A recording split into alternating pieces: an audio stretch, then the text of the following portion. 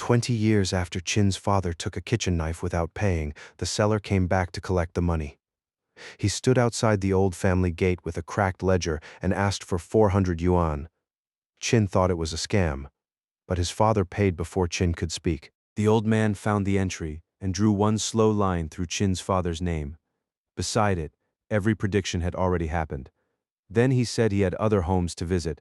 Only later did Chin learn why his father's hands were shaking. The knife had been free. Payment was due only after the seller's words came true.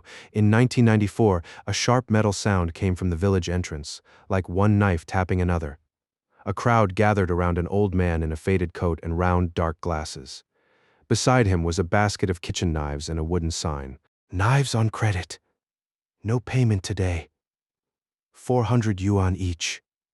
People laughed at the price, but many stayed. Older villagers knew the rumor.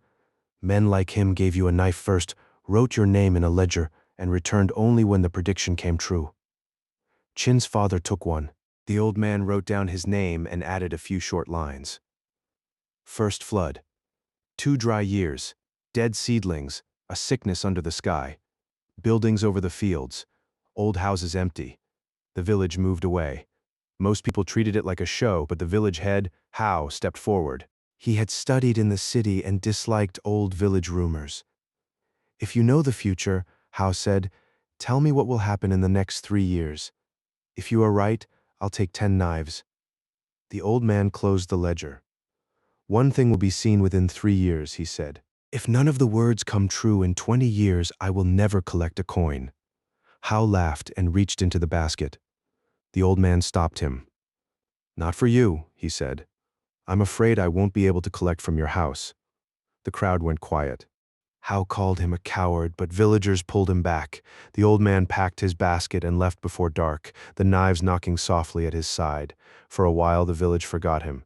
Then in 1997, heavy rain fell for days. The upstream reservoir failed and water rushed down the river. Hao was coming back from the fields when people heard the roar. Others reached higher ground.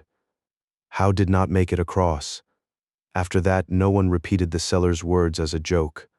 The dry years came later. Some fields failed.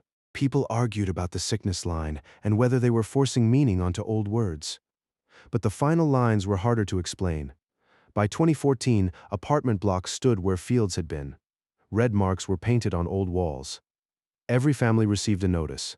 The village would be demolished and everyone had to move. That was when the knife seller returned. Chin's father said the man looked almost the same. The coat was still faded. The glasses were still round. He still carried the same ledger. When he opened it, Chin saw other names already crossed out. The old man collected the money, crossed out Chin's father's name, and left. That night, Chin searched the kitchen for the knife from 1994. It was gone. But under the old stove bricks, his father found a thin strip of rusted metal. It looked like the back of an old kitchen knife. After they moved into the new apartment, he kept that metal in a drawer. He never called the old man a fortune teller. He never called him a scammer either. He only said one thing. He knew exactly when to knock. Subscribe to Shadow Mist Files for more strange stories built from old rumors.